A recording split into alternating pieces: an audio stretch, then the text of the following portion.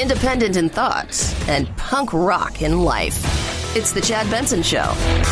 The state of our union is strong.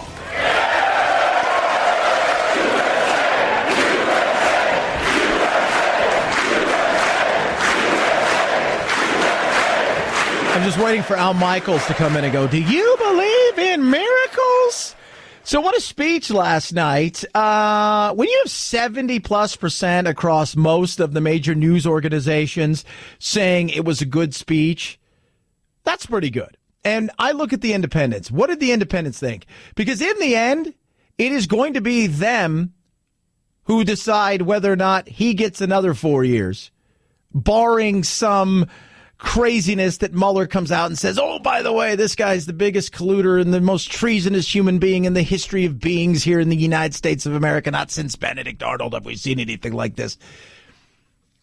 But I watched it last night, and the entire time as I'm watching it, I'm listening to what he has to say, right? And I think the speech itself was a really damn good speech, right? The people who crafted it, who put the puzzle together for the president, I thought it was a very, very good, solid speech, and I think he's getting much better at reading off the teleprompter.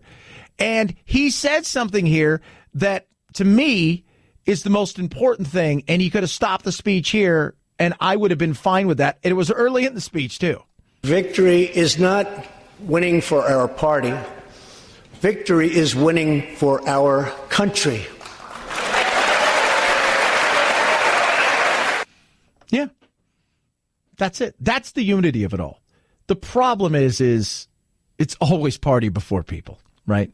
You always fly the red or the blue on your side. You only had to watch people clap and not clap last night to realize that. And this is something I think people need to understand. For people who are really invested in politics, when your party's not in power, Republicans see the first few years of Obama, right? When your party's not in power, you feel hopeless. You feel like you have nothing. It's hard to unite a country when the loudest people are on the fringes. They're the ones in the bully pulpit. They're the ones who get the click. They're the ones who get the comments. They're the one who gets... Last night, there were cameras fixed on the Elizabeth Warrens, the Ocasio-Cortez, the Kamala Harrises, because they're the ones who get that. And they're the ones who also evoke a reaction from the other side. It's hard to unify in a situation like that because they want nothing to do with the other side. But it should be people over party. But when you have a two-party system, the other party feels if you're doing well, they lose.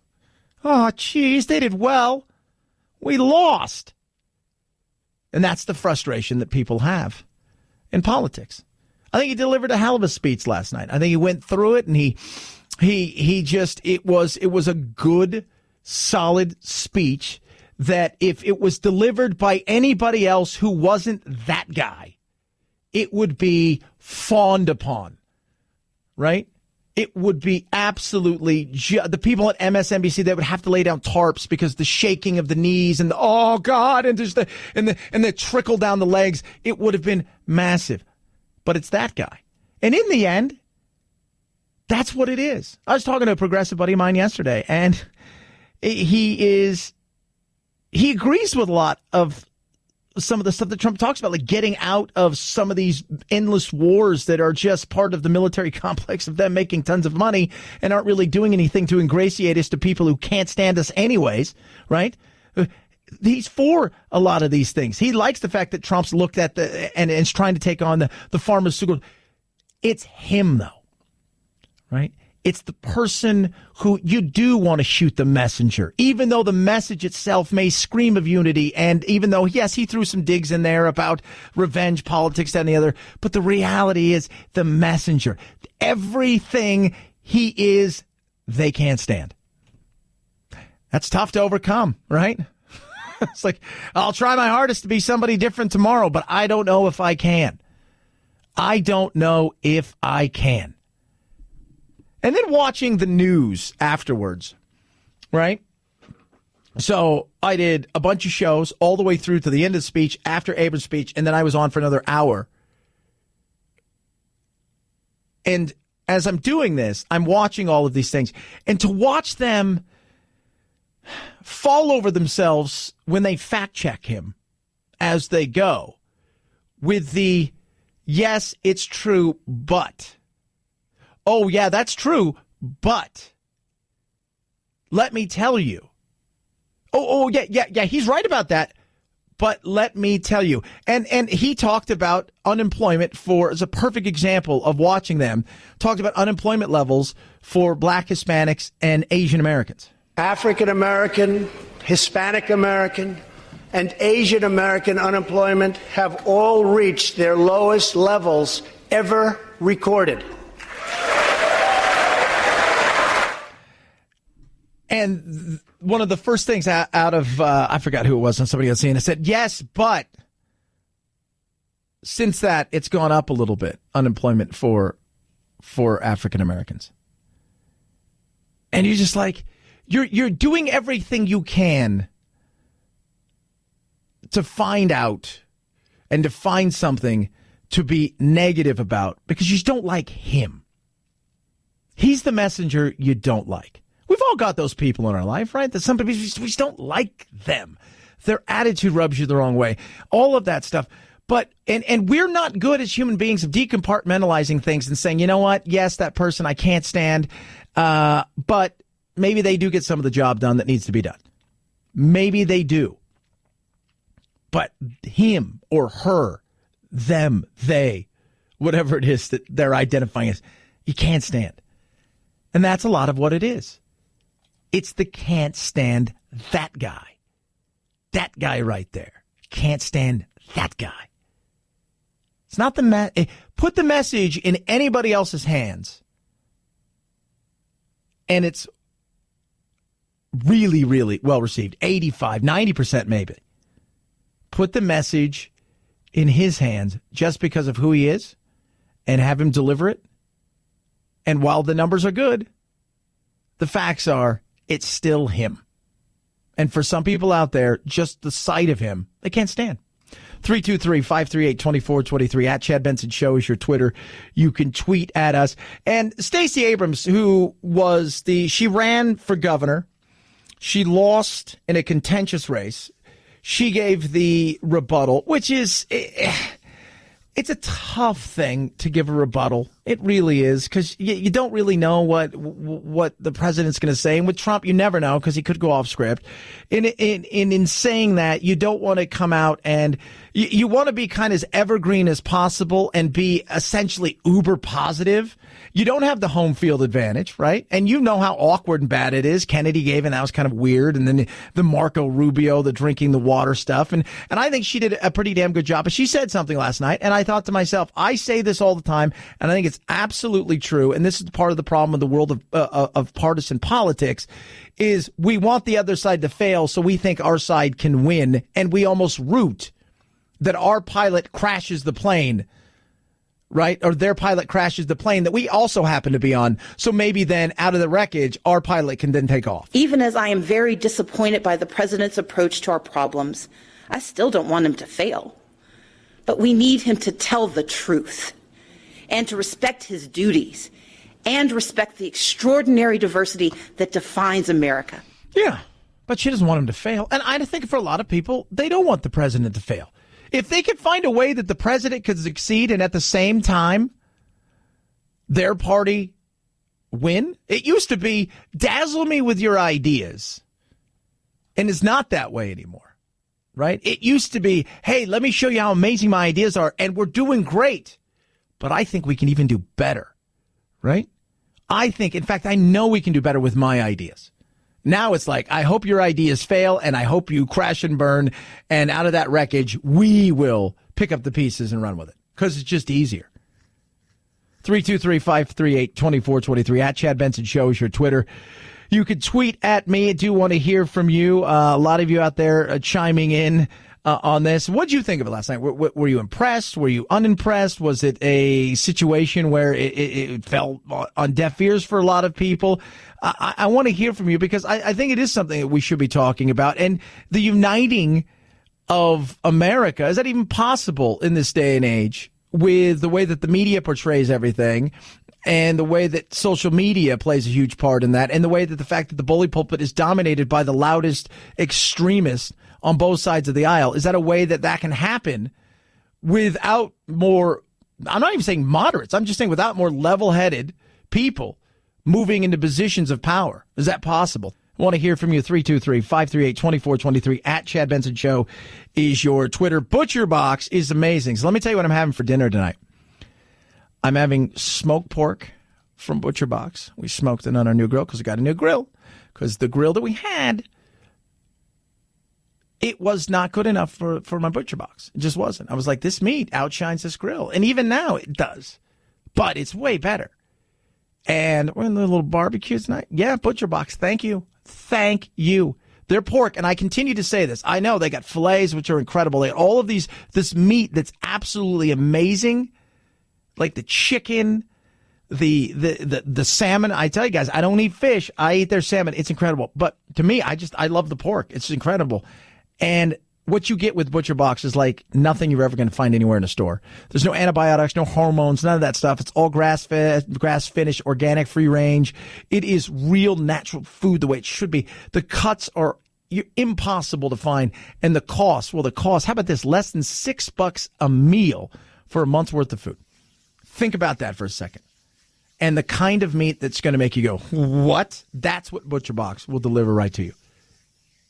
For free. Free shipping coming to you. What are you doing? Yeah. How do you get it? Well, hold on. I'm going to tell you what they're doing for my listeners right now. Most tender, incredible cut of beef is their filet. They're going to give you 2 free cuts right now, as well as free bacon, which is just amazing, and $20 off your first box when you sign up at butcherbox.com/Chad. Butcherbox.com/Chad. It's a $50 value, and you're getting it on top of all of the other things. 2 free cuts of filet mignon, free bacon, and $20 off. What are you waiting for? Jump on this now. Butcherbox.com/Chad. Butcherbox.com/Chad. It's the Chad Benson Show.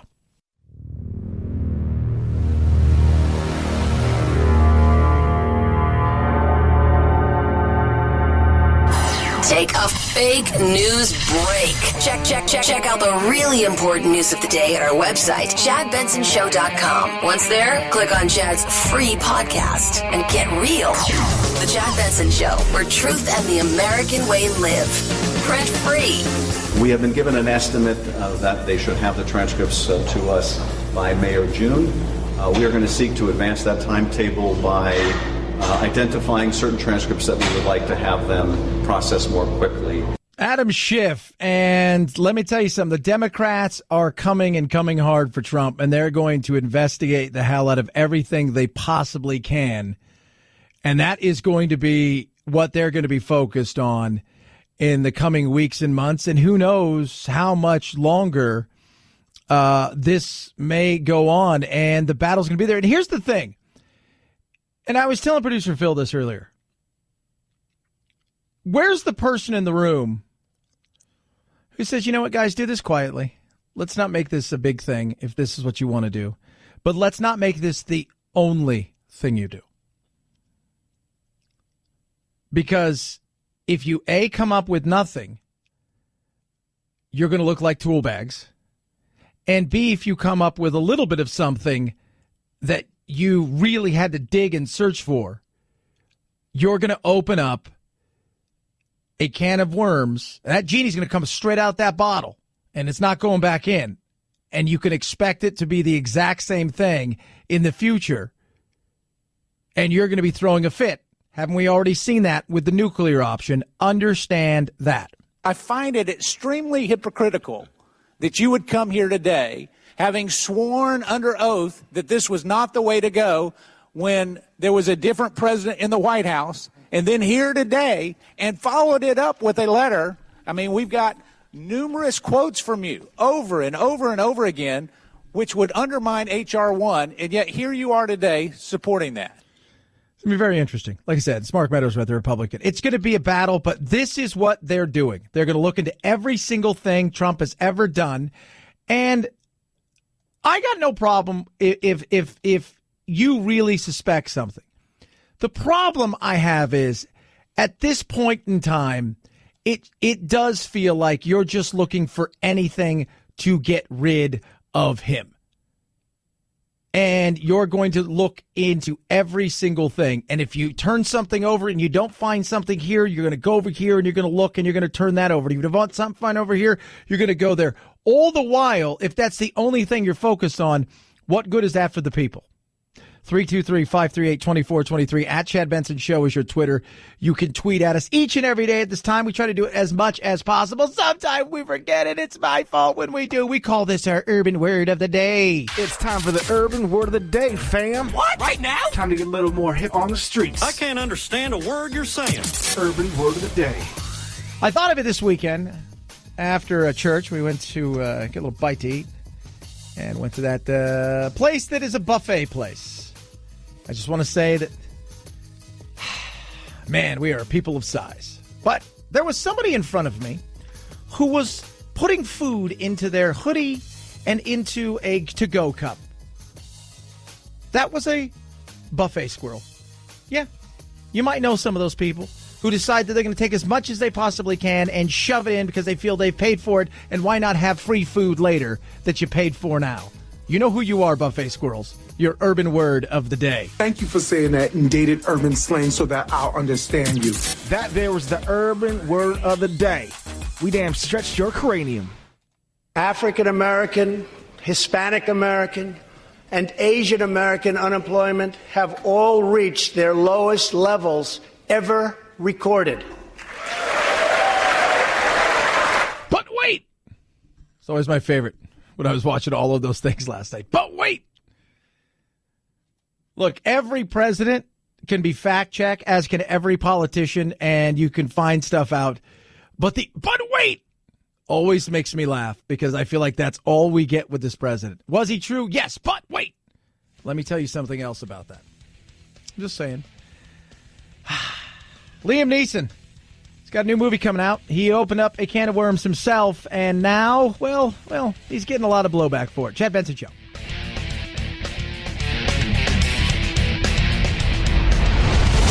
The Chad Benson Show.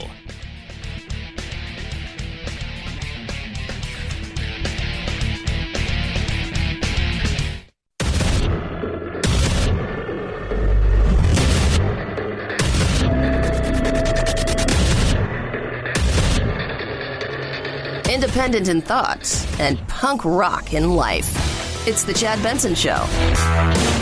In the past, most of the people in this room voted for a wall, but the proper wall never got built.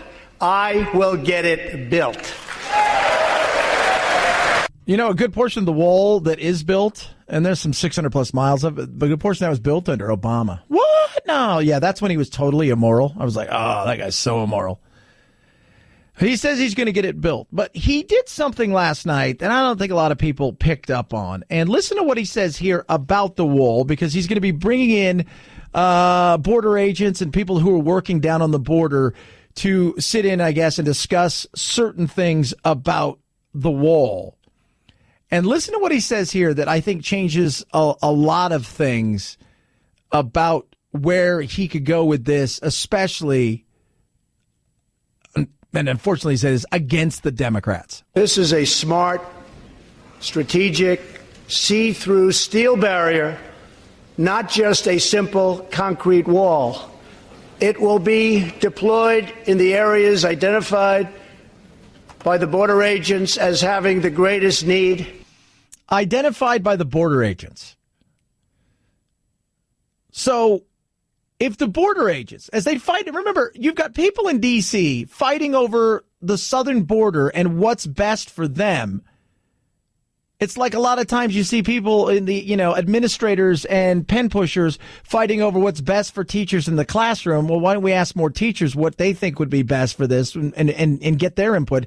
It's the same thing here. And I think it's a genius move, bringing people in and saying, okay, guys, maybe we don't need we can use technology out here because it's so vast and so barren. And it's not the need for a wall because of the foot traffic. It's so small and it's so hard to get to. So maybe we don't need. And they may say, yeah, we don't. But they say, you know what? Here, there is a lot of foot traffic. Here, there is a lot of issues. Here is a place where we could easily designate, 60, 80, 100 miles that we think would be a huge helper in slowing down foot traffic and all of the other things. And I think that's a smart move, because what are the Democrats going to say? We've listened to what they've had to say. We've talked to them. And while we're in our ivory towers in here in D.C., in the Beltway, we've decided that they don't know what they're talking about, even though they deal with it on a day-to-day basis. And it also takes away, we're just going to build this wall from one end to the other talk. You need to have it all in there.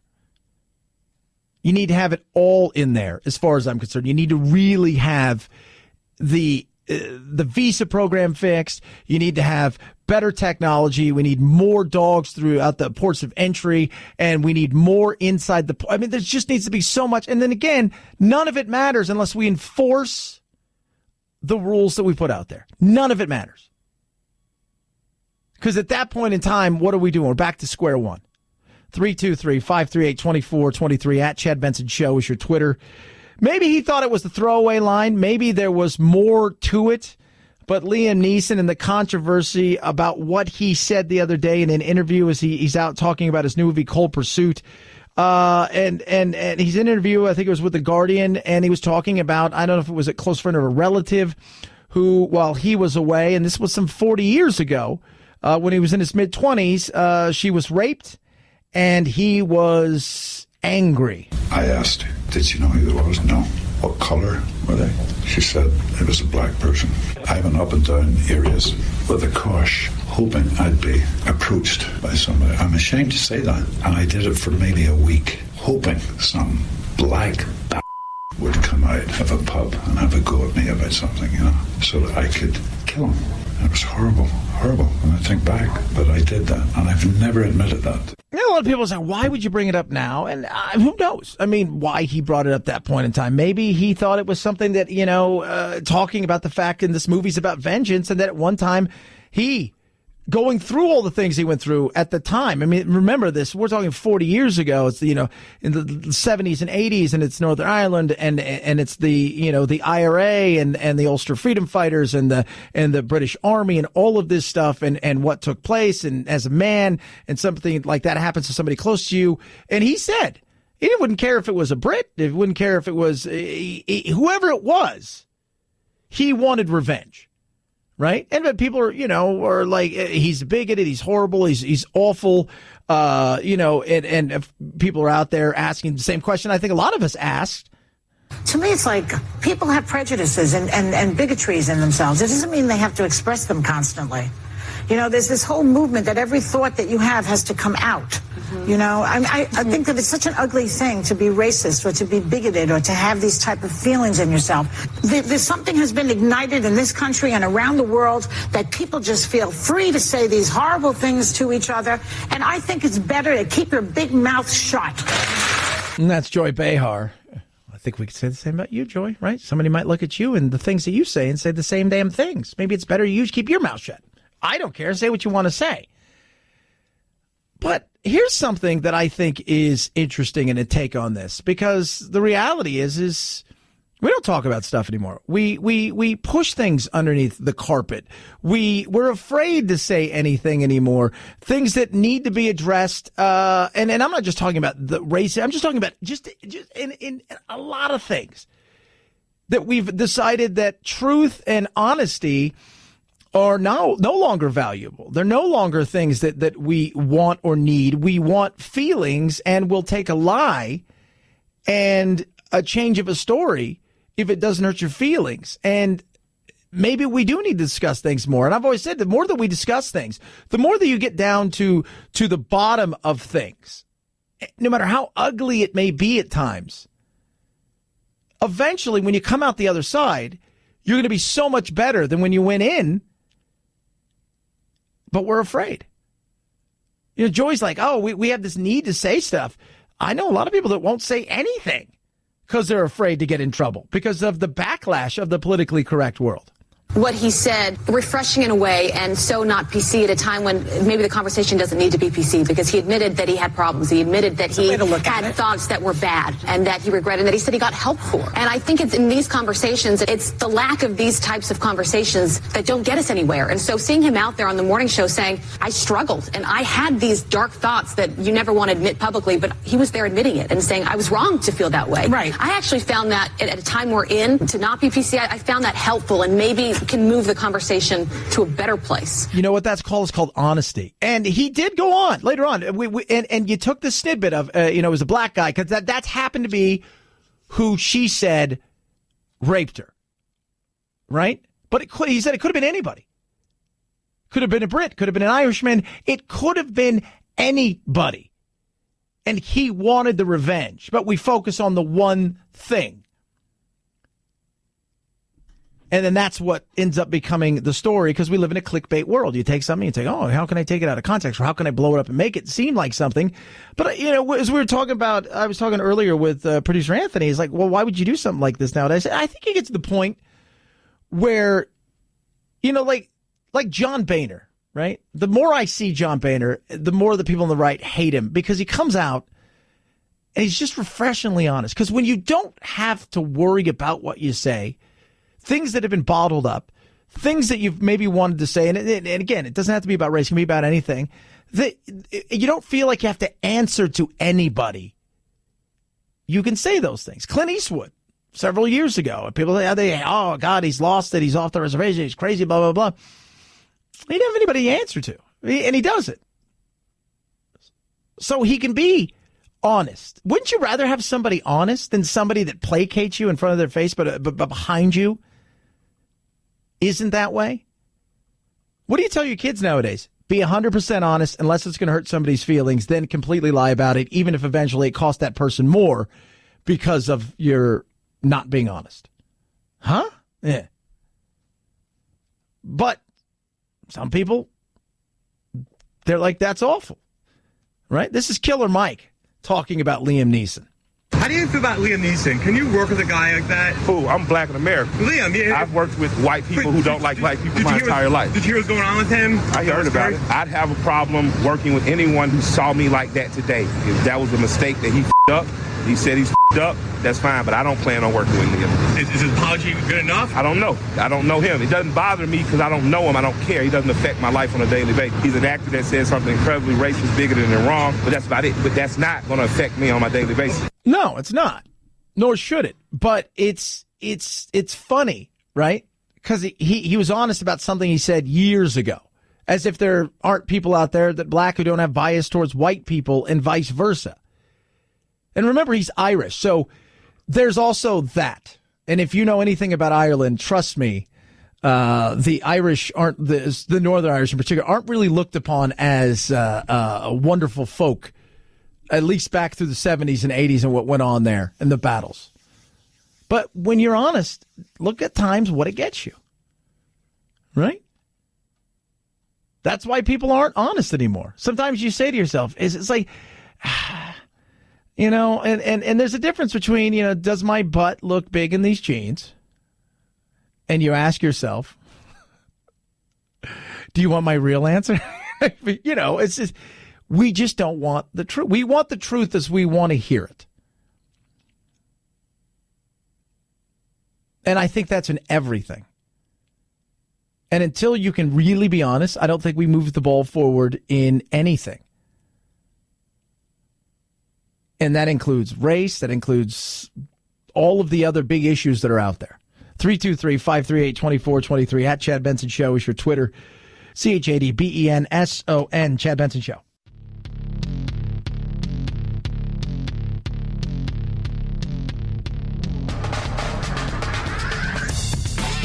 serving up talk radio medium rare and dripping with irony. It's Chad Benson.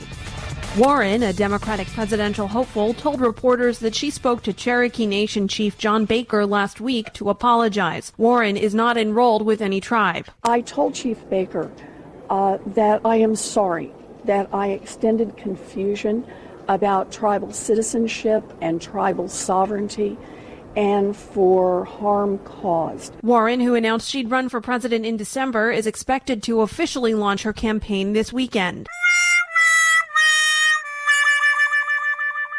Oh, Chad. Now, if it didn't get any worse than having to apologize for whatever, CNN goes and digs up her Texas bar application, and she put down Native American. Do I fault people for doing that? Even if you're 1/10 of 1%, I do not.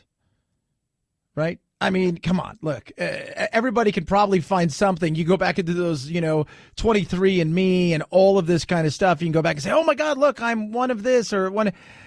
People, especially back in the day, people were looking for an edge. Is it right? No. Now, the fact that she continued to do all of those things, and when she was on the faculty or was at Harvard, she was, I think she was listed as Native American. Those things right there. And the continual push of it, it has not been, if you're a Democrat this week, right, for all the hollering, the screaming, the yelling, and Trump's a racist, and Trump's this, and all of that, I just laugh because, man, this has not been your week, right? Trump is all of these horrible things. Probably, but the person shouting all of those things to him, saying what a horrible person he is, Virginia governor, then the lieutenant governor, right? And then the AG of Virginia. And then this. It's not been one of those weeks where you go, this wasn't our finest moment, but it's not the worst moment. No, I think this, at least in the social media era, from just flub after flub after flub, has been one of those kind of moments. 323-538-2423 at Chad Benson Show is your Twitter. You can tweet at me. Do love hearing from you. The Oscars, remember those things?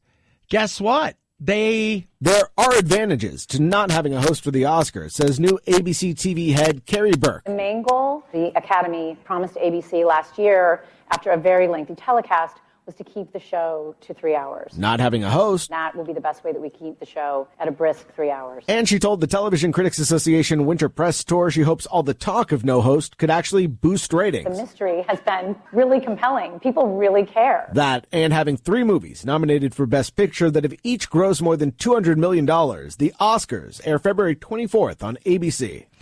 Yeah, nobody wants that gig. And if somebody comes to you and it sounds great, right? And it's not what it used to be, right? It's not what it used to be. Because we have instantaneous access to everything. We can see stars when we want. We can see videos when we want. We can see anything we want to see. It's not what it used to be. And with that comes instantaneous bitching, whining, moaning, screaming. After watching Maroon 5 get just destroyed for their halftime, you have to ask yourself the question, would you even want to do that anymore? Subject yourself to just continual criticism non-stop. It never ends. Criticize, criticize, criticize, criticize. We did a podcast earlier today with Greg Horowitz, who writes the Orphan X series, and you can check it out. We'll have it up on the chatshow.com and Facebook and a couple other places. And we actually talked about, like Yelp and things like that, where everybody goes and says something negative. And if it's positive, you just don't say as much things. I don't know why, because it's just as easy to say, hey, thank you so very much. And it is to say, this is awful. But when you're angry, you want to tell everybody. You have a bad steak, you tell 10 people. You have a great steak, you maybe tell 1. Isn't that weird, the way that we do that? 323-538-2423. At Chad Benson Show is your Twitter. You can tweet at us. People are still texting in about the State of the Union. I like the State of the Union. Was it the greatest thing I'd ever seen in the history of forever? No, but I will say, as far as his speeches go, staying on. And one thing I continue to point out is how much better he has gotten reading the teleprompter. He's now just fair at it because he used to be awful.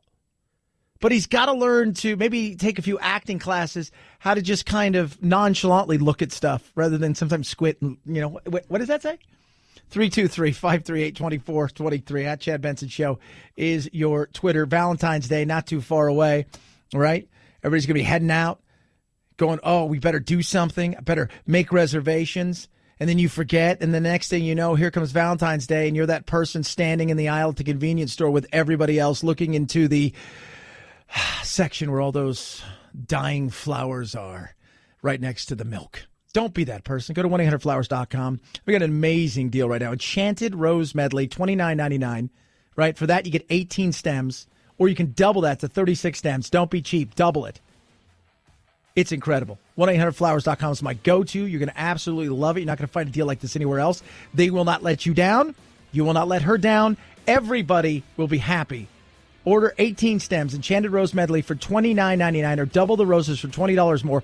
Go to 1-800-Flowers.com. Click on the radio icon. Enter code Benson. Order today to save. 1-800-Flowers.com. Code Benson. Check it out. It's on Facebook. It's on Instagram. You can see the Rose Medley. I've got it right here. It is beautiful. She will love it, and then, therefore, she will love you more. 1-800-Flowers.com. Code Benson. It's the Chad Benson Show. This is the Chad Benson Show.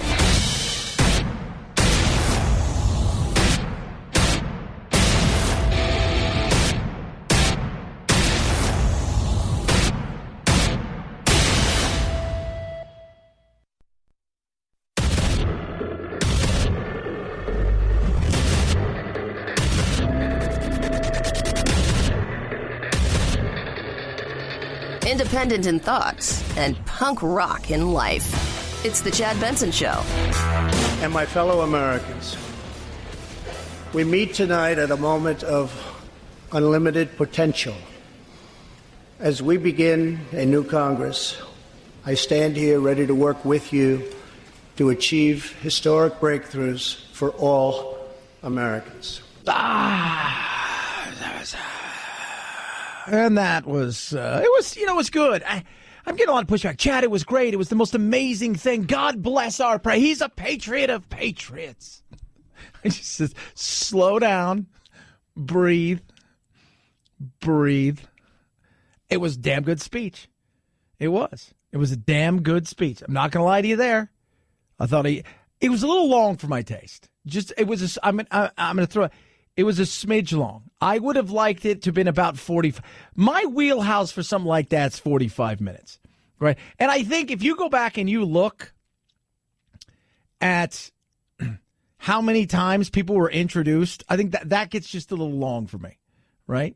It's just, we don't need all of that. Maybe one or two. Reagan started this, but it was just a little long for me. But I think he said some really, really good things. And he took some of his, he went after some stuff that he had to throw in there here or there. Talked again about the wall. Some of the things he brought up about the wall, I find this to be very real. I want you guys to understand that what he says here is totally different than what he's been saying about the wall and the way that people are taking the wall. And partly what he's doing is I just think it's a bright thing to do. If people think he's an idiot, he's stupid, you're fooling yourself. He's talking about bringing the border agents in. Let's work together, compromise, and reach a deal. Work together, compromise, reach a deal. Yeah, that sounds great. Let's do that. Okay, let's build this wall. Let's get all of this stuff done. Let's do these kind of things. That sounds great, right? But listen to what he says about the wall. Totally different than what he's been saying before and the way that people have been taking it. This is a smart, strategic, see-through steel barrier, not just a simple concrete wall. It will be deployed in the areas identified by the border agents as having the greatest need. That right there. Identified by the border agents. What's Nancy Pelosi, right? What's Chuck Schumer to do when they look over right? So they look over and they're getting all this information. The border agents are saying, you know what, technology here is solid. We could use technology here. We need more of this. We need more of this. We need more of this. Here, though, we need a barrier. Here, though, we need something. Because this will, if nothing else, it will funnel people in this direction, which will make it easier and safer for us.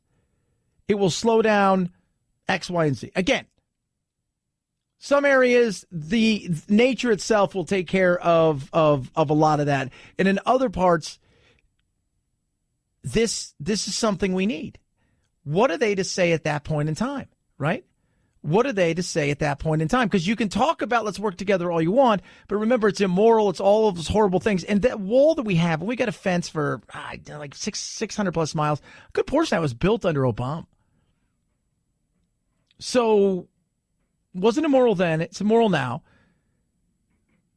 But how if you're, because he's not talking now. He's like, hey, we're going to bring these guys in and they're going to say it. What do you say at that point in time? Because you're in your ivory tower. You're sitting there. Right? And you're listening to people say, yeah, we could use this. We could use this here. Do you say no because I don't like him? Because that's what this is about. I don't like him. The message last night was unifying. It all sounds great, right? They all of them sound great.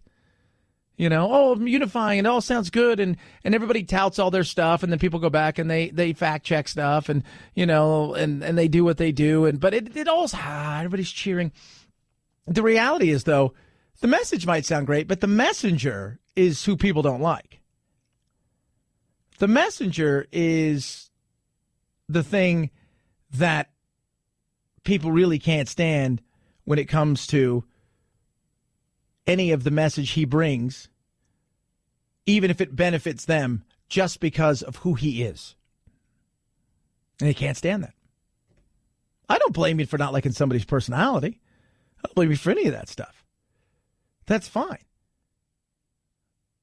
But understand it's about the messenger in a lot of ways as much as it is about the message. We can disagree on some of the message. The fact that you would disagree on 100% of the message shows me that you don't like the messenger. 323-538-2423 at Chad Benson Show is your Twitter. You can tweet at us. And I love... He talks about compromise. He talks about getting together. He talks about all of those things, right? Like, and this is it. We're going to get together. We're going to work. He tried to be very much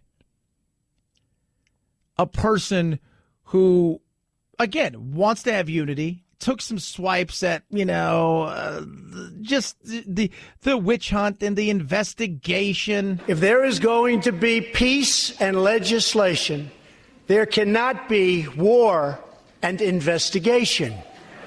It just doesn't work that way. Today, Democrats ready to roll big time. Now the House is they've got enough signatures that they know that they're going to get this thing passed. It's going to go down to the Senate. It's going to die. It's H.R. 1, which is no relation to H.R. Puffin stuff. And, it's about, it all sounds good. It's anti-corruption, right? Like I don't want any corruption. And I love the fact that they're taking this on, right?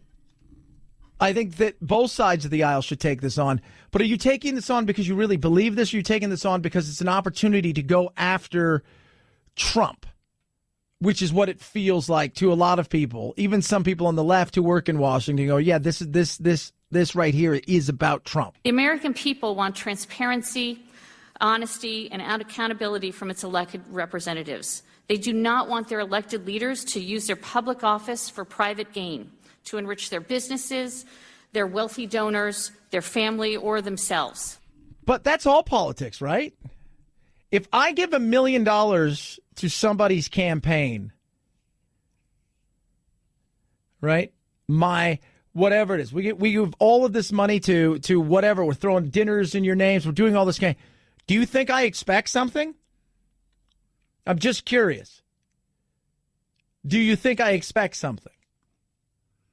If you're a salesperson and you go out of your way for a client or a potential client and you do all of this stuff, Do you expect that eventually you're going to get a buy in some way, shape, or form? Yeah, of course. And this goes for both sides of the aisle. You don't think that money didn't pour in, right? You don't think that didn't happen? Of course. Money pours in. Doesn't matter if it's an inauguration or a dinner, whatever. Yeah. And I'm all about taking the money out of politics. I would love that. Let's get this money out of politics. Because what you do is then you weaken the power of the politician. You open up the markets to make them freer. Hell yeah, get the money out of there. Because right now, power is concentrated in an area where people go and they know, I'll court some of the power because the more power I court, the more regulations and things I can put on, the more I make it harder for competitors to compete, or I can get contracts. I can do all of these kind of things. I got zero problems with that. Let's do this. Let's get the money out of there. But is it really about that, or is it about a person that happens to be in the White House? More than 150 political committees, including campaigns and party committees, have spent nearly $5 million at Trump businesses since he became president. At least 13 special interest groups have lobbied the White House around the same time. They also did business with the Trump organization. Yeah, I'm sure they did. Kiss ass. Why? Because they want power. They want access. That's why there is K Street. That's why there is lobbying. That's why there's all of those stuff out there, and that organizations on both sides of the aisle, the labor movement, the left side of the aisle of the change.orgs and all that, they all have people out there. Big oil, big pharma. Why? They want to court access and power. It's not because they want an autograph and a picture of a MAGA hat or Hope and Change t-shirt or whatever. They want access. Let me bend your ear for 30 seconds. Can you talk to the people in the subcommittee blah, blah, blah, blah, blah about this? Have them look at this. That is what they want. Let's get it out of there. Hell yeah. But if it's singularly just about getting one person, because you can't look at just the right and say it's all your fault when you can look over to the left and say, Nancy, what is, and a few of the others, right? In fact, it's at the point now where if you leave Congress, right, or you leave the, you're a senator and you retire, or you leave the House and you've been there and you're broke, it's almost like, what were you doing? There's a movie that came out probably about 20 years ago, starring Eddie Murphy, called The Distinguished Gentleman. And in one of the parts of the movie, I remember this, he says, we're going to go to the place where he's running to be, I think, a senator. And he's got the same name of this old white guy who dies. And he just runs on that guy's name. And he's been in there like 50 years and people vote him in. And he keeps telling everybody, we're going to this place where the streets are paved with gold. And they're like, Las Vegas. They're like, no, Washington, D.C. Anti-corruption bills and these kind of things sound great for the right reason. 323-538-2423 at Chad Benson Show is your Twitter. Please tweet at me. Feel free to yell, love, hate. It's all good. I try to respond to everybody as much as possible. Sometimes I get inundated. You can text the program. Check out thechadshow.com. We have a great new podcast with Greg Horowitz, he was the author of the Orphan X series, which is a really interesting series. Picture Jason Bourne, but like a regular person, like doing his laundry and, having awkward moments with, people trying to make, hey, the weather, it's that's kind of that kind of thing. Very interesting and a real good guy. We talk a little bit of that and politics and a bunch more. Check it out. 323-538-2423 at Chad Benson Show is your Twitter. Bottom of this hour, Roger Stone, the embattled Roger Stone, is going to join the Chad Benson Show. We're going to talk to him. I'm going to ask him some questions about everything and then some. And we'll see what he has to say. Again, he's going to be looking for money. Not going to lie to you guys. He is. He's looking for money. He's taking on the federal government, but I'm sure it'll be an interesting conversation. I want to give people a say. And do I agree with everything Roger's done? No, he's a self-described weasel in saying that. I want to hear somewhat of his side of the story. 323-538-2423 at Chad Benson Show. There's your Twitter. Make 2019 your best sleep year yet. And you do that with MyPillow. I slept great last night. I worked I got in at 6 and I didn't get home till 10 o'clock. So 6 in the morning till 10 o'clock. It was a long day. My head hit the pillow in my hotel, and I had my little go anywhere pillow, and I was out like a light. Woke up at 5:20, back at it again this morning. Feel refreshed, feel amazing. My Pillow's incredible. 100% machine washable and dryable, right? Made right here in the USA. 10-year warranty. Here's the great thing. You've got nothing to lose right now. Money back guarantee. This is what they're giving you. 4 pillows. 2 premium pillows, 2 go anywhere pillows for half the price, free shipping, and their money back guarantee till March 1st. What are you waiting for? Not going to find a deal like this anywhere else. It is absolutely amazing. If you're skeptical, put your skepticism to the test without worrying about whether or not you have anything to lose.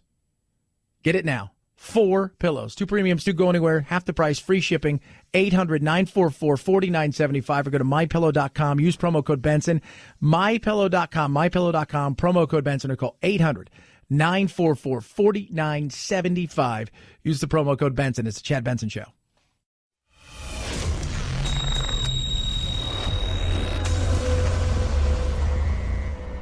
Deep states? No. Deep doo-doo? Yeah.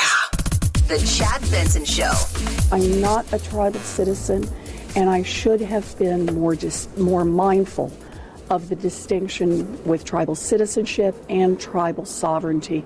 And that is why I apologize to Chief Baker and why I've made a very public apology. Yeah, she's supposed to announce, I think this weekend, that she's officially, she put the exploratory commercial and she's hanging out in her kitchen, drinking and trying to be all like, look at me, I'm all Instagramming and young and hip. Next thing I'm going to Marco Polo at what?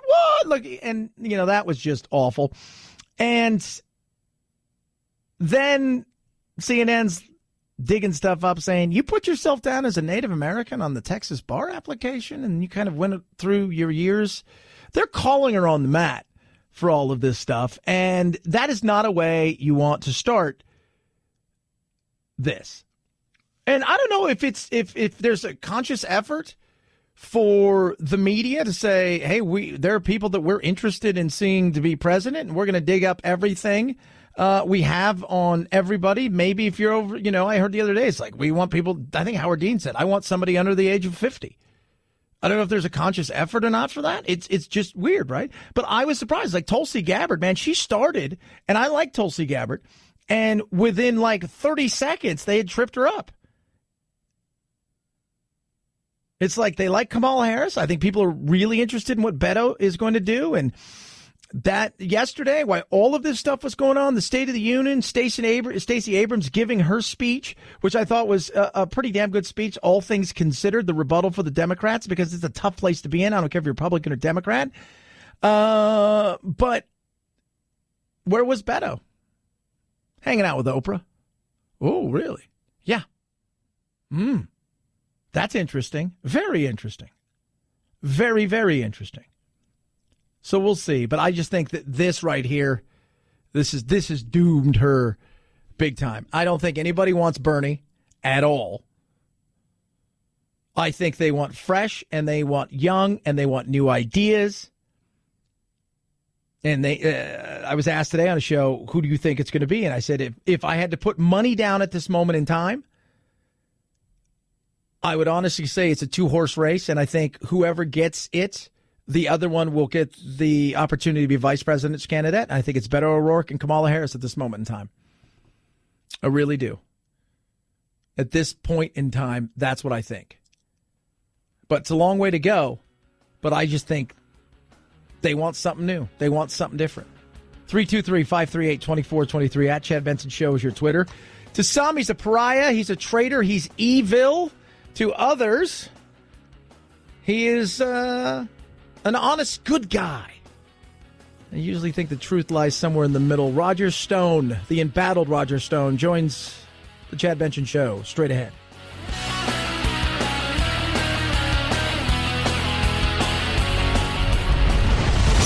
The Chad Benson Show.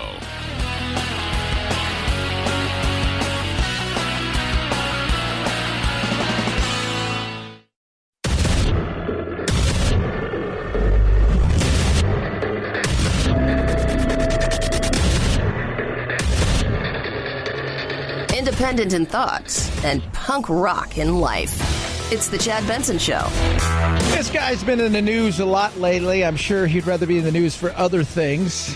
Joining us now, he's a political consultant. He's a lobbyist. He's the devil if you're on one side, and he potentially is a martyr if you're on the other side. Roger Stone joins us. Appreciate you coming on today, Roger. Glad to be here, Chad. So, first of all, how you doing, man? How you holding up right now? Well, I'm doing fine. I mean, I'm a fighter, and I've pled not guilty to a series of process crimes cooked up by the special counsel to punish me for supporting Donald Trump for president and helping defeat Hillary Clinton.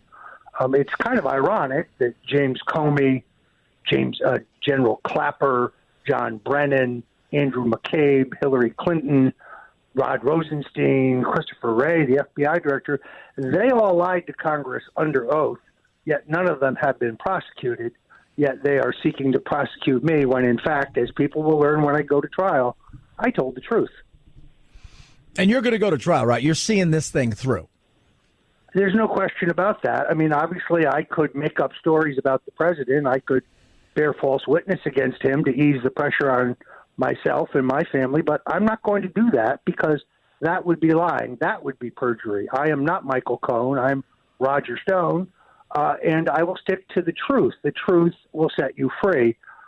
It is ironic that given the fact that I'm charged with nonviolent process crimes, I have no previous criminal record, I don't own a gun, I don't own a valid passport, that the government, rather than just contacting my lawyer and allowing me to turn myself in voluntarily, would launch a 29 FBI agent raid on my home, 29 agents, all brandishing assault weapons, night vision goggles, 17 vehicles in my front yard, 2 armored vehicles, 2 amphibious units because my house backs onto a canal, a helicopter overhead.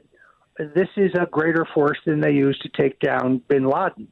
This is a much greater force than we had protecting our consulate in Benghazi. They're trying to make me look like public enemy number one. I'm telling you, you know what? The tweet of the day came from Ocho Cinco, your neighbor, talking about how scary it was as he's getting ready to go for his jog, and there's all these people crashing in on your house. We're talking to Roger Stone, the embattled Roger Stone, who, by the sounds of it, is a fighter, is ready to take this thing head on as he takes on, I guess, the feds and Mueller. You talk about Trump and this whole thing. You guys have a relationship. A lot of these other people that have been in the situation where Mueller's come for them and they've pled guilty to various crimes, most of which have very little to do with anything with Trump or the campaign. But you have a relationship. The other people really didn't have any kind of relationship. You have a long relationship with the Donald. Donald Trump has been a friend of mine for 40 years. He was at my wedding in Washington, D.C. 27 years ago when I married my wife. I was at his wedding to Melania in Palm Beach. I was at the wake and funeral for both of his parents, who I knew very well. They were great people. I have deep affection for Donald Trump. And, of course, I first started advocating a presidential candidacy by Donald Trump in 1988, again in 2000, again in 2012, and then finally in 2016. And you saw what happened last night. That was a Reagan-esque State of the Union, and America is having one of the greatest economic comebacks in our history thanks to the tax cutting and regulatory cuts of Donald Trump. America is standing tall around the globe again, and he intends to end the endless foreign wars where we're spending billions in American lives, yet our inherent national interests are just not clear. So, Roger, it's very interesting because, I have a lot of listeners who are on the left, a lot of listeners on the right, and we talk, I get inundated with all kinds of stuff. When I said I was having you on today, people were, questions and stuff. And for the left, people don't realize, you've talked about what you've done and the way that you've done your political consulting and stuff like that. I don't think people really understand that the left has their people. They have their Roger Stones as well, looking for certain things that are out there. And I don't think they really understand what people like you do in the consultant side and how you go about doing stuff. They just think that you're a one-off in this industry, and that's not the reality of it all. Well, in fact, Hillary Clinton is the one who laundered $300,000 in campaign funds, calling them legal fees, and used it to pay for the fabrication of a fake dossier put together with the assistance of Russian intelligence assets. I did nothing of the kind. Let me be clear. I'm not charged with Russian collusion. I'm not charged with collaboration with WikiLeaks. I'm not charged with knowing about the source or content of any allegedly hacked or allegedly stolen emails or receiving anything of the kind, as I have said consistently for 2 years. There is no evidence of those crimes, if they are crimes, because I didn't do any of them. Politics is a contact sport. This is not beanbagged. At the same time, the judge is considering gagging me because the government doesn't want me to raise enough money to defend myself.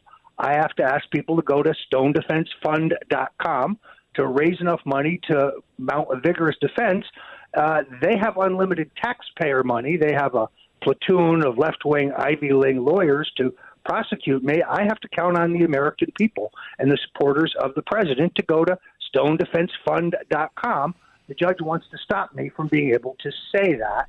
Obviously, if there is a gag order, I would have to obey it, at least until it is overturned.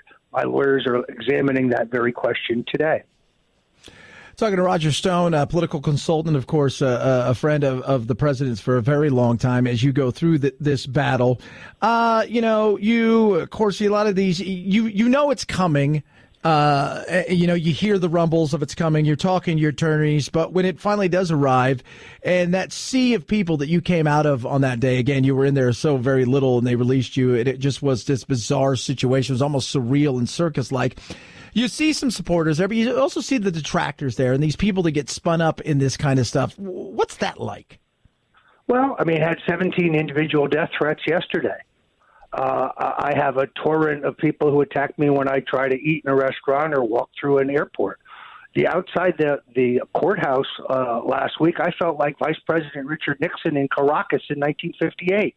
People pushing, shoving, spitting, pounding, screaming. They wouldn't even let me make a statement. I felt I had a right to say to the American people that I pled not guilty and I intend to fight the charges. But when I stepped to the microphones, I was met by catcalls from loony leftists who love free speech as long as it's theirs. Doesn't matter to me. I will not fold. I will not falter. I will not quit. I will fight to the bitter end if I have the resources, which is why I've asked the American people to go to stonedefensefund.com or buy my Roger Stone Did Nothing Wrong T-shirt on 1776.shop. That's a T-shirt, by the way, I was wearing at the time I was arrested at 6 a.m. What is the cost estimate going to be to fight something like this? Because it is a cost. The fact is they have unlimited resources, and any human being at some point in time, they can outlast just about anybody out there. What is the cost for defending something like this? Well, I've already spent $500,000. I'm being sued by the Democratic National Committee. I won a defamation lawsuit. I had another suit against me dismissed. But you're looking at a $2 million legal bill. That's what I have to raise. People are going to say, well, you've got houses, you put everything you have up for sale, you've got... Let me be clear. I do not own any real estate. I don't own any stocks, any bonds. I have no savings. I have dissipated everything I own. I gave up my life and health insurance in December. I sold my car, which was a 2006. I didn't get much for it, but I had to pay my lawyers. So you can go online. You'll see stories that say I'm a multimillionaire. That's all disinformation. I am virtually penniless personally, and therefore I have to raise the money for my legal defense. And frankly, I want to get to the bottom of why, if I am so dangerous, CNN was allowed to film my arrest. Why is it that a CNN camera crew arrived 40 minutes ahead of the FBI? Why did they set up their camera 7 minutes before the FBI arrived? And why is it that a CNN reporter was able to send my attorney, before he even been informed of my arrest, a draft copy of my indictment? I'm hopeful that Senator Lindsey Graham will get to the bottom of all of that. No, what they did to you was, to me, just appalling in this day and age of the show of force and the ridiculous. And I don't blame the officers for being there. Who that's their job. That's what they have to do. It to me, it looked, and I thought, wow, talk about overkill, when you could have just called the guy's lawyer and say, hey, can he turn himself in and then get a signature bond and get himself out of here, and we can move on with our lives, and we'll go from there. It was appalling. And I'm trying to come to that's the whole thing. I'm trying to get it out there that you are broke. You've you've got nothing, this is what you need to do to take this on. And there's a lot of people out there in the audience, a lot of people listening who want to hear your story, and even people out there on the left who maybe don't really buy into the collusion thing, but kind of want to know why there's so many people around the president. And I've said this, Roger, you've been in this business long enough. I'm sure if you overturned D.C., the things that you would find on both sides of the aisle, some of the people that they've run with who, quote unquote, can be unscrupulous would be huge. And I think people want to hear about those kind of things because I think you need to set the record straight. Well, if you are a civil libertarian, even if you are a liberal, you have to be concerned about, first of all, the loss of my First Amendment rights to defend myself and the loss of my Fourth Amendment rights, because I've been under surveillance for 2.5 years. Yet they have no evidence of Russian collusion or WikiLeaks collaboration or any of the things that the New York Times and the Washington Post have accused me of. This is going to be an epic struggle, but I am prepared for it. I guess I've been preparing for it my entire life. I am just not going to roll over to this monolith, and I have no choice but to appeal to people to hear my story and send me their support if they believe what I have to say. I am concerned about this potential gag order, which is why, again, I ask people to go to stonedefensefund.com. I've got to raise $2 million to defend myself and to try to protect my family, and I intend to do it. What do you guys? What's your next step in this? When's your next hearing? What's the next step as you guys move forward in this? Well, I can't discuss the specifics of the case because there's not nearly enough time. But my lawyers will be obviously handling that. I'm ordered back into court in mid-March. Until then, it would be inappropriate for me to comment, other than to say that I pled not guilty to all counts. And I will mount a vigorous defense. And I just want to know, when is the FBI going to raid, James Comey's home? When are they raiding Andrew McCabe or John Brennan or General James Clapper, who, by the way, now is teaching ethics at Vermont College when he's not a paid contributor to CNN? These men all lied under oath about material matters, consequential matters. Any mistake I made in my testimony will prove, as I think people will see, to be immaterial. Adam Schiff, this guy lied during my hearing. He said, oh, no, the FBI did inspect the DNC's computer servers. So there's two standards of justice, one for Trump supporters and Republicans and another one for Democrats.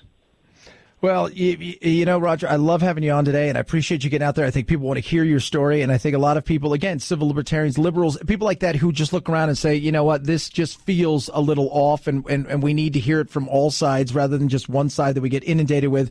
Where do people go if they do want to help you? The best place to go is stonedefensefund.com or whoframedrogerstone.com. They both take you to the same place. And you can make a contribution there. There are some fake, wannabe websites that have put up to try to steal money, but the only authorized site is stonedefensefund.com or whoframedrogerstone.com. They'll both take you to the same place. Appreciate you coming on today. Good luck, and I'm sure we'll be hearing and seeing a lot of what's going on in the future. Thank you, Chad. Keep in touch. Thanks. At Chad Benson Show, Twitter, ChadBenson. There you go. I mean, people say, well, what about all these homes and stuff? I'm going to ask him. There you go. He says he doesn't have any homes. He doesn't have look, the reality is if you've fought any of these kind of things, even in a smaller way, obviously not to this extent, it's expensive. The law is expensive. Fighting things is expensive. It's not cheap. It's not. You're not walking in and go, hey, will you do something for free for me and then we'll get you later on? It doesn't work that way. And think about this. He's paying to try to stay out of jail. It's not like at the end of this, he gets all his money back if he's found not guilty or they throw all this stuff out. It's expensive. It is. Both sides look at this guy in a totally different way, a martyr or a pariah. 323-538-2423 at Chad Benson Show. Twitter, it's the Chad Benson Show.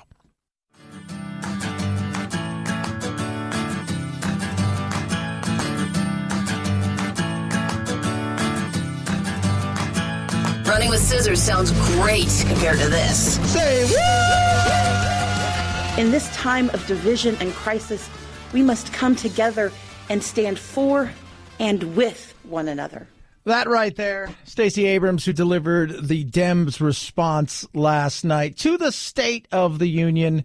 I thought she did a good job. Some of you are just texting, she's awful, she's horrible. It's like, so you know how hard that job is? That job is just awful. Like, the best you can do is break even, it feels like. Maybe raise your profile on a national stage, but if you screw up even a little bit, nobody has ever forgot little Marco reaching over and taking a sip. Nobody has ever done that. 323-538-2423 at Chad Benson Show is your Twitter. You can tweet at us. Oh, hey, Sweden. Do you have any treasure? Stolen treasure from the 17th century found? That's what Swedish police are hoping. Authorities say they're trying to authenticate recovered items found near Stockholm. Local media reporting the stash was left on top of a trash can. 2 crowns and an orb dating back to King Carl IX era were stolen last year from the Strängnäs Cathedral from an alarm display case and said to be worth more than $7 million. Police arrested one man last September. He's on trial in connection with the theft. Authorities have also detained a second man. Wonder what's in there. All kinds of stuff. I think it's a treasure box, a treasure trove full of stuff. Oh, yeah. Lots of stuff in there, like the fish, of course. And there's IKEA products. I've noticed that there's a lot. Like, if you've ever been to Scandinavia, it's not like here where stuff's locked up. Like, you go over there and you're like, hey, that's a $100 million painting and nobody's standing around. Like, they really trust. You don't get to do that with the crown jewels. You're not going to walk anywhere near that. This is very interesting. Say what? 323-538-2423 at Chad Benson Show is your Twitter. You can tweet at us. You'll be saying, say what? If you don't do the right thing and get your special someone flowers from 1-800-Flowers.com. Why? Because Valentine's Day is tick, tick, tick, tick, talking, getting closer and closer and closer. Now is the time to act. And right now, 18 stem Enchanted Rose Medley for $29.99. Or you could be smart and double that for just $20 more. That's 36 stem Enchanted Roses. What are you waiting for? Unbelievable price. Amazing. You pick your delivery date. Shipped overnight. Picked. Insured. Their freshness. They look amazing. I've posted a picture on Instagram and the old Twitter and Facebook. Check it out. It is incredible. You're going to love it. Expires today. Now is your chance. Get this. Don't be that person looking around inside the convenience store, right, in the aisle, and you're opening up that little thing right next to the milk to get some flowers. She's going to know you forgot. Don't do that. Order these now. 18 stem Enchanted Roses medley for $29.99 or double for $20 more. Go to 1-800-Flowers.com. Click on the radio icon. Type in code Benson. Order today and save. 1-800-Flowers.com, code Benson. She'll be happy, and you'll be happy you did. 323-538-2423. At Chad Benson Show is your Twitter. You can tweet at me. Do love hearing from you. It is the Chad Benson Show.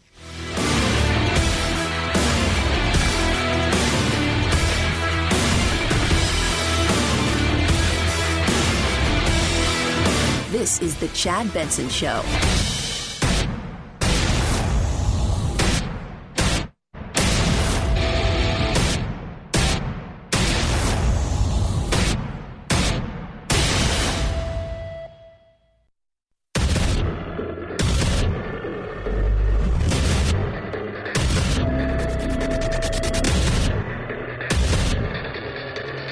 Independent in thoughts and punk rock in life. It's the Chad Benson Show. Here in the United States, we are alarmed by the new calls to adopt socialism in our country. America was founded on liberty and independence and not government coercion, domination, and control. We are born free and we will stay free. Tonight, we renew our resolve that America will never be a socialist country. What? That's the line that everybody loved last night. Never be a socialist country. Chance of USA, USA, USA. That is the line that everybody loved. To me, the most important line in everything last night was this. Victory is not winning for our party. Victory is winning for our country. That, to me, was the most important line. The socialism line is great because he's right. Like there's a younger generation who doesn't understand the ills of socialism, gets told by the professors how wonderful socialism really is, especially if we were able to do it correctly. But the 40 plus countries that have tried before also said the same thing, and they've all failed miserably. See what's going on in Venezuela. And when you say that, they're like, well, that's not really socialism. They'll tell you something like that. And so this is the clickbait kind of thing, and it's great. And it's, oh my God, let's quick flash to Bernie, flash to Ocasio-Cortez, blah, blah, blah, blah. But what he said there, to me, again, listen to it, is so spot on.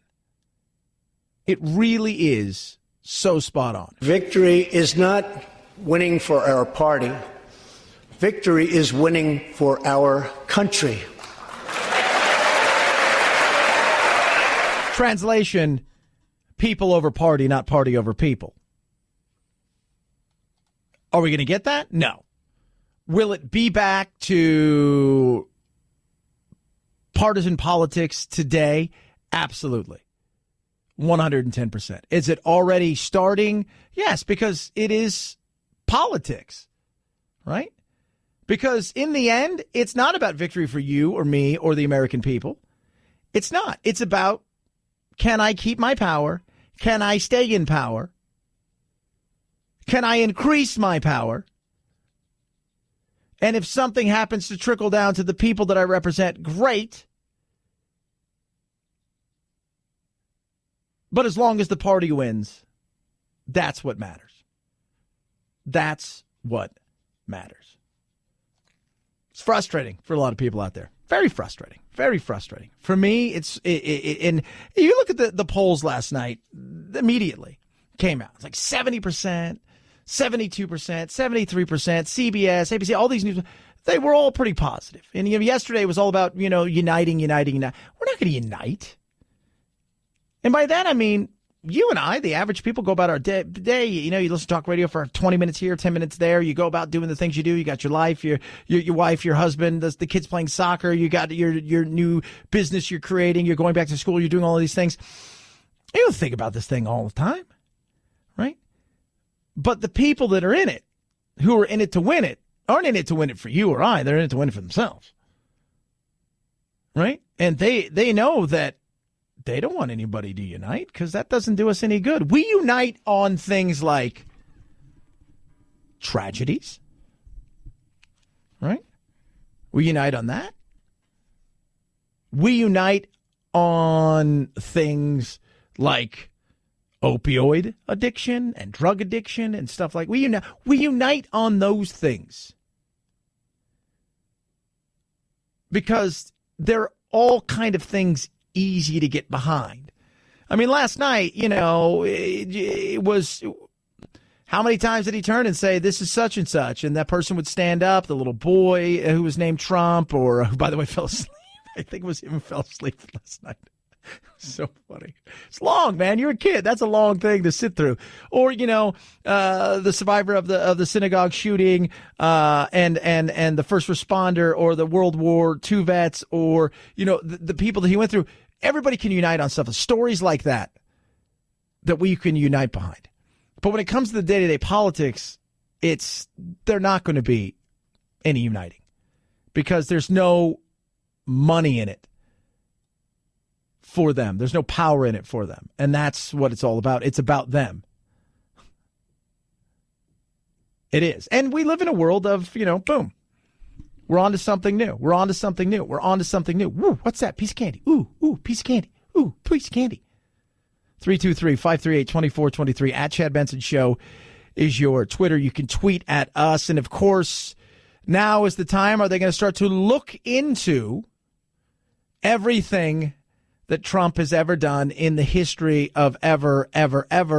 And we've said all along the finances are where they're going to go, and they want to find out, what do you still have? What didn't you do that you were supposed to do? Where did you get that money? Blah, blah, blah, blah, blah. We now find ourselves in an ethics crisis. The trigger was President Trump's refusal to divest his conflicting financial interests. This radical departure from ethical norms leaves the public with no way of knowing how personal interests are affecting public policy. And they're going to come and they're going to get his tax returns. They're going to dig through every single thing they possibly can find, because for a certain group of people, it is about, even if it destroys a portion of the country and collapses the economy and sends us into a recession, if they can destroy the president, because it's him as a human being they don't like. If they can do that, they're fine with that. And if Trump's done something wrong, he needs to pay the price for it. He absolutely does. But if your sole obsession is just in destroying him, then you sit there and say, so that's all you were hired for, was just to destroy him? That's all that you were voted in for, was just to destroy him? For some people out there, yes. More than 150 political committees, including campaigns and party committees, have spent nearly $5 million at Trump businesses since he became president. At least 13 special interest.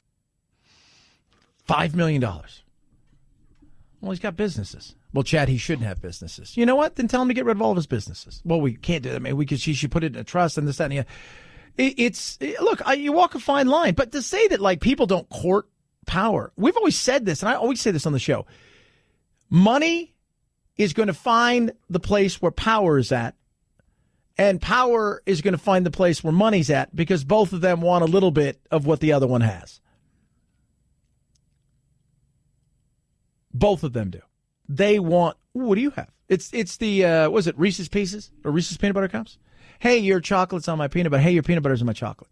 They both want a bit of what the other one has. And that's what is happening here. And so they're going to do everything they can to sift through every piece of anything they can find, and then they'll go from there. 323-538-2423 at Chad Benson Show is your Twitter. You can tweet at us. The other thing we're looking at today, there's a lot of stuff today. There's just so many things going on. Is Elizabeth Warren apparently, when she was applying for the Texas bar, she put down that she was a Native American. She's apologized on numerous occasions for all kinds of other things. And before she's even really launched, it looks like that this thing is coming to a crashing end. It looks like one of those rocket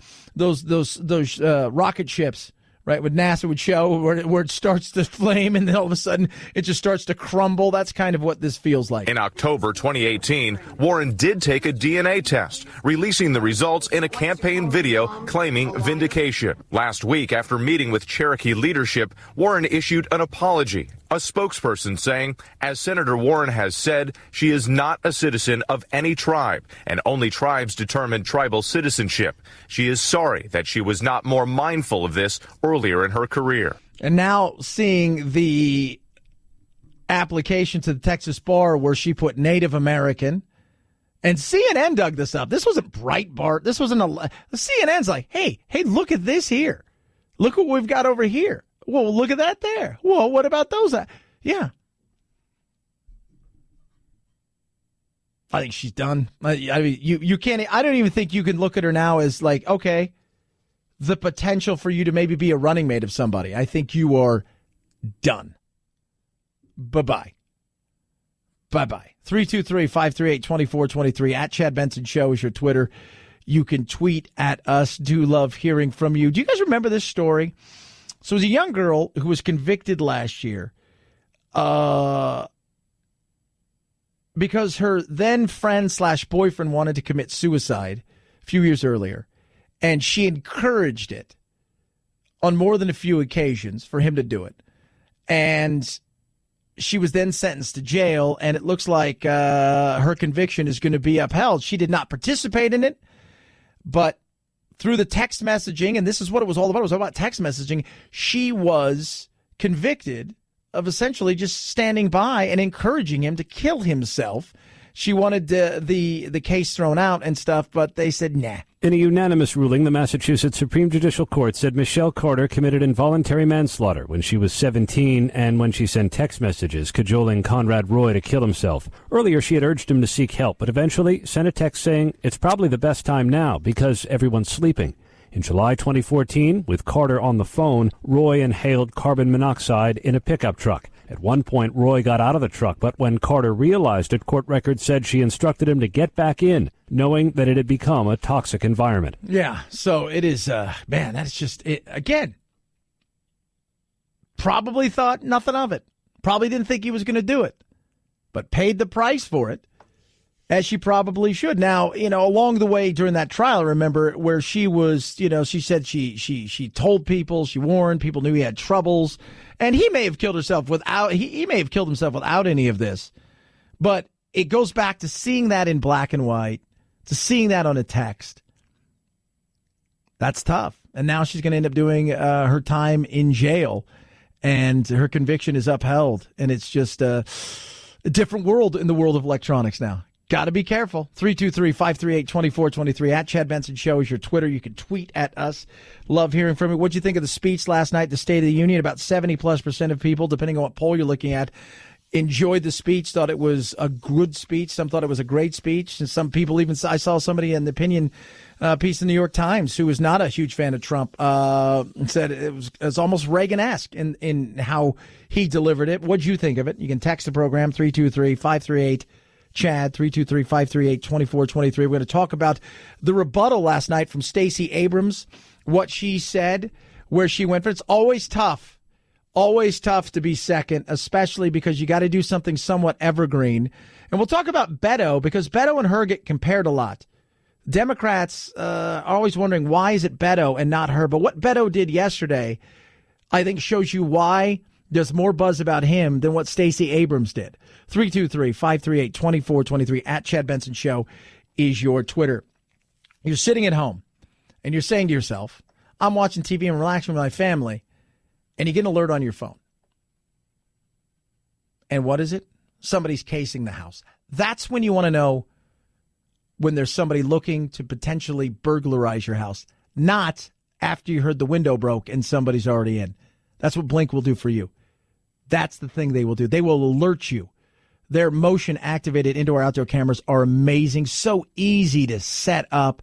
They're wire-free, couple AA batteries, last up to 2 years. And I will tell you something right now, having that kind of, just that comfort of knowing that your house is watched by something that just isn't you or your neighbors is amazing. It really is. Protect the things you love. That's where Blink comes in. Totally affordable. No subscriptions, no contracts, easy to set up, wire-free. You get the motion-activated cameras. On top of that, you got the Blink smartphone app, and you get the live feed option, which is just great to check out what's going on in your house. Maybe you capture a ghost, or maybe like me, it's no ghost, but it is my giant lizard Winston, who's wandering around the room at times, and it's just fun to check on. It is cool. And it's a great way to give yourself peace of mind. Blink is amazing. It works with Alexa. Grab your Blink camera systems right now. They make incredible gifts, and they're a brilliant way to also monitor your package deliveries. Visit blinkprotect.com/Benson. That's blinkprotect.com/Benson. Blinkprotect.com/Benson. Blink is an Amazon company. At Chad Benson Show, Twitter, ChadBenson. It's the Chad Benson Show.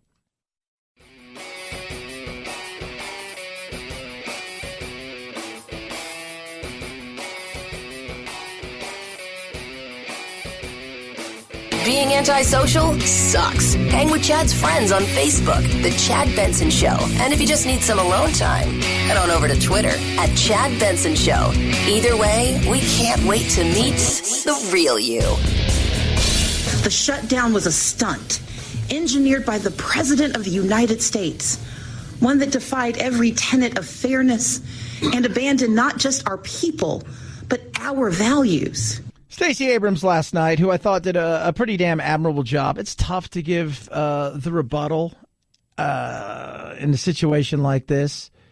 It's just it's a tough place to be, and if you and chances are there's more of a chance that you're going to screw up than be successful. And I thought she did a pretty damn good job last night, and even at one point said, I don't want the president to fail. And she's got a great story. She does. I mean, she ran for governor and she lost a contentious election in Georgia. And a lot of people wonder, well, why isn't she a bigger star? They think she's a rising star. And she was an out-of-the-box choice by Chuck Schumer and them to deliver this. Yesterday, Beto O'Rourke went on with Oprah and did a podcast. talk about, I'm going to make a decision here in the next couple of weeks. Before the end of the month, you'll have my decision whether or not I'm going to run for it. Why everything is swirling around the State of the Union, the response, all of this stuff. He's hanging out with Oprah.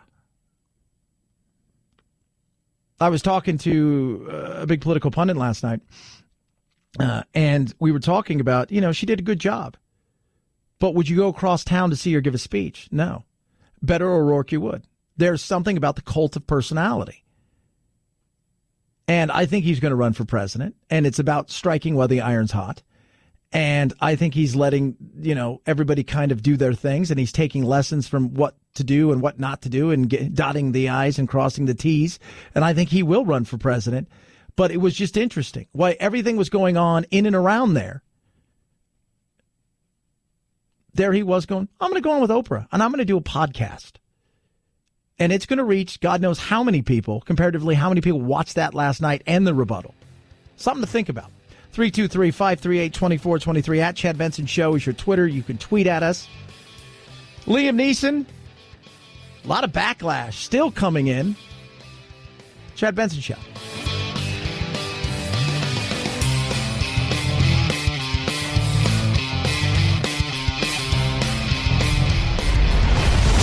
The Chad Benson Show.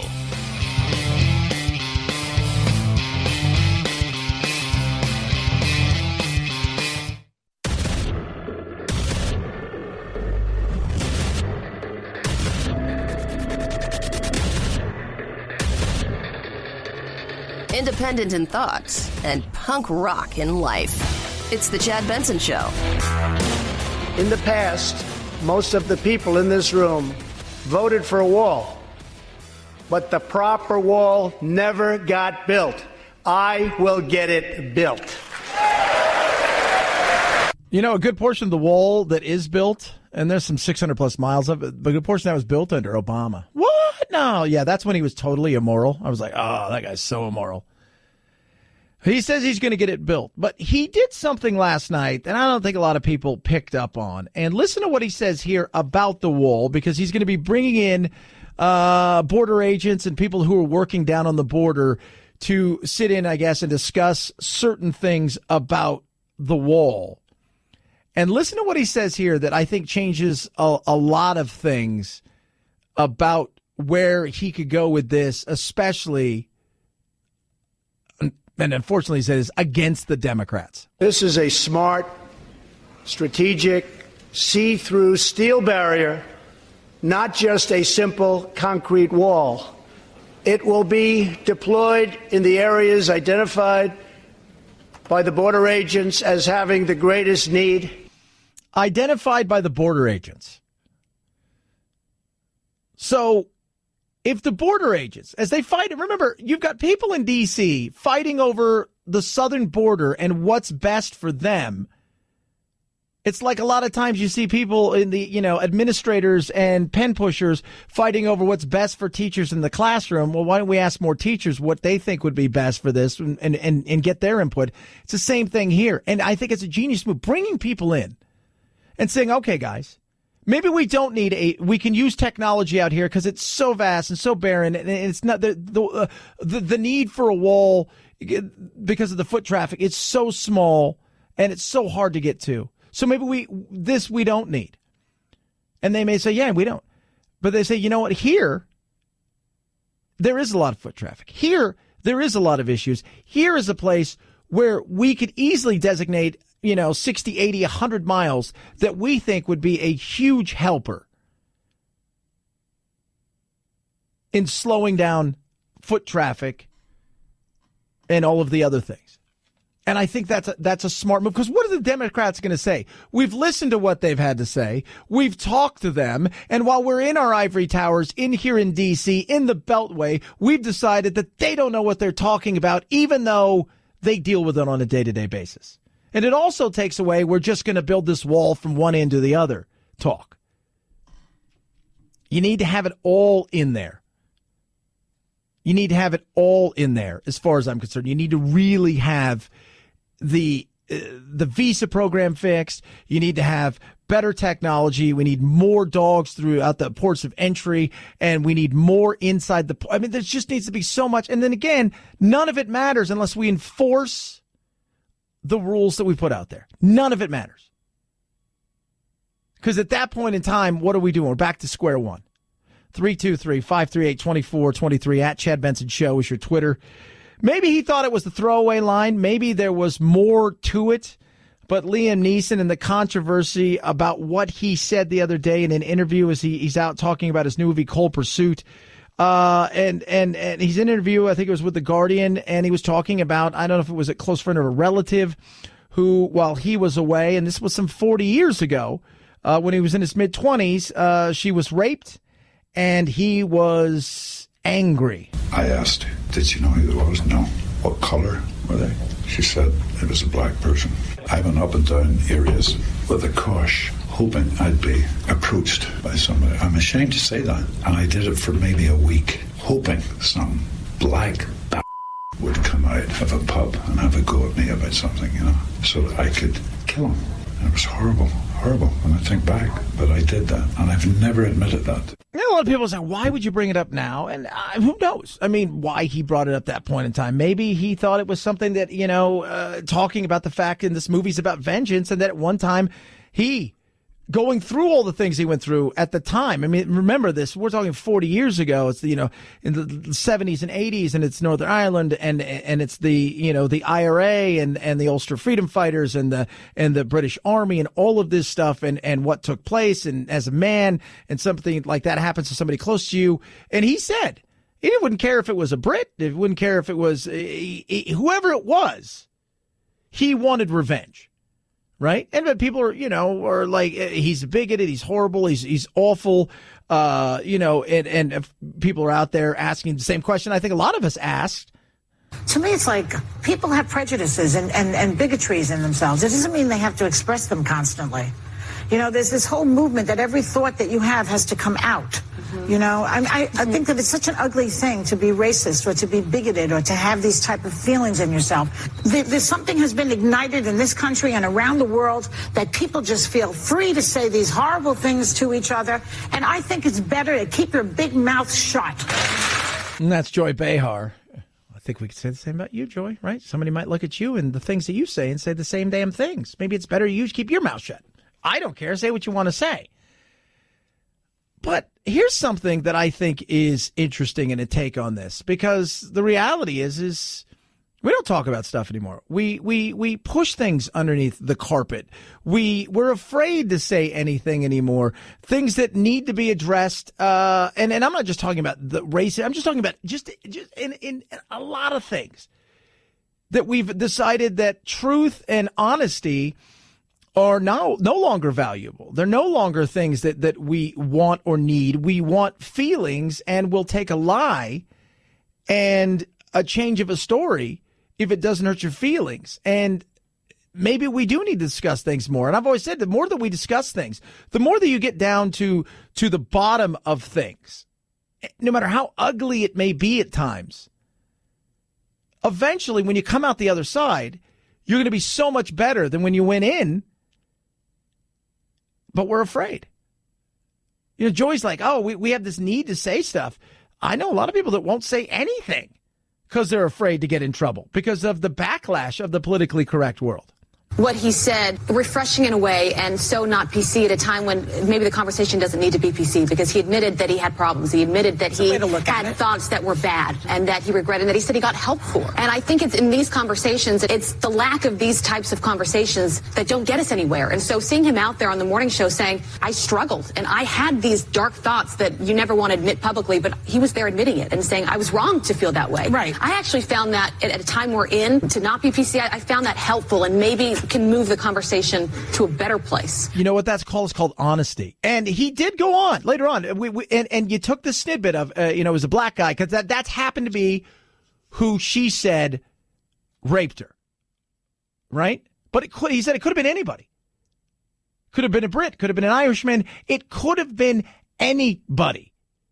And he wanted the revenge. But we focus on the one thing. And then that's what ends up becoming the story, because we live in a clickbait world. You take something, you think, oh, how can I take it out of context? Or how can I blow it up and make it seem like something? But, as we were talking about, I was talking earlier with producer Anthony, he's like, well, why would you do something like this nowadays? I think you get to the point where, like John Boehner, right? The more I see John Boehner, the more the people on the right hate him, because he comes out and he's just refreshingly honest. Because when you don't have to worry about what you say, things that have been bottled up, things that you've maybe wanted to say, and again, it doesn't have to be about race, it can be about anything, that you don't feel like you have to answer to anybody. You can say those things. Clint Eastwood, several years ago, people they oh God, he's lost it, he's off the reservation, he's crazy, blah blah blah. He didn't have anybody to answer to, and he doesn't. So he can be honest. Wouldn't you rather have somebody honest than somebody that placates you in front of their face, but behind you isn't that way? What do you tell your kids nowadays? Be 100% honest unless it's going to hurt somebody's feelings, then completely lie about it, even if eventually it costs that person more because of your not being honest. Huh? Yeah. But some people, they're like, that's awful. Right? This is Killer Mike talking about Liam Neeson.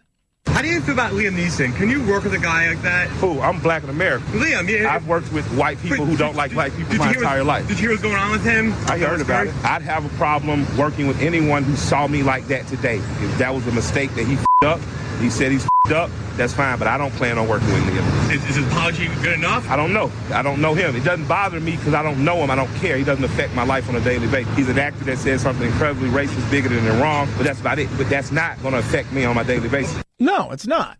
Nor should it. But it's funny, right? Because he was honest about something he said years ago, as if there aren't people out there that black who don't have bias towards white people and vice versa. And remember, he's Irish, so there's also that. And if you know anything about Ireland, trust me, the Irish aren't, the Northern Irish in particular, aren't really looked upon as wonderful folk, at least back through the 70s and 80s and what went on there in the battles. But when you're honest, look at times what it gets you. Right? That's why people aren't honest anymore. Sometimes you say to yourself, it's like, and there's a difference between, does my butt look big in these jeans? And you ask yourself, do you want my real answer? It's just, we just don't want the truth. We want the truth as we want to hear it. And I think that's in everything. And until you can really be honest, I don't think we move the ball forward in anything. And that includes race. That includes all of the other big issues that are out there. 323-538-2423 at Chad Benson Show is your Twitter. You can tweet at us. Do love hearing from you. What'd you think of the State of the Union last night? Was it unifying? Was it boring? Was it too damn long? Was it not long enough? What'd you think of Stacey Abrams? If you watched the Democrats and what she had to say, I think she did a very good job. And there is, it is what it is. I mean, there's not a lot you can do with that. And you're more apt to fail at that side than you are to succeed. And I think she didn't fumble the ball. But did she hit a home run? I don't know. 323-538-2423 at Chad Benson Show is your Twitter. It's also your Instagram as well. Car repairs can be extremely costly nowadays, from the parts to the labor and everything in between. And many of you listening, your car's a little bit older. You like your car. You take good care of it, but you no longer have the warranty. And you say to yourself, what if something went wrong with my car? I know for me, I don't worry about that. But I used to, but I don't, because I've got CarShield. Standard vehicle protection from CarShield is amazing. My friend just went through a nightmare with her car, and CarShield just took care of everything. It was going to cost her some $1,900, and that was before the fact that they got her a rental car for free for 5 days. You add that up, it's probably about $2,500-$2,600. She paid a small deductible, and away she went. That's what CarShield can do for you. Protect you on the downside in ways that will make your pocketbook smile. 24/7 roadside assistance, a rental car for free while your car's in the shop. And oh, by the way, you get to choose that shop. She took it to the dealership. They get it handled directly from there. Save yourself thousands future car repairs. Do what I did. Get the ultimate and extended vehicle protection. Check them out online, carshield.com. When you do, use code Benson. Check out all of the plans they got there. Scan through it, find the one that's right for you. And when you use that code Benson, it's going to save you 10%. You can call 800-CARS-6100. Also mention code Benson, or go to carshield.com. That's carshield.com. Code Benson saves you 10%. A small deductible may apply. At Chad Benson Show is your Twitter. ChadBenson. Chad Benson Show.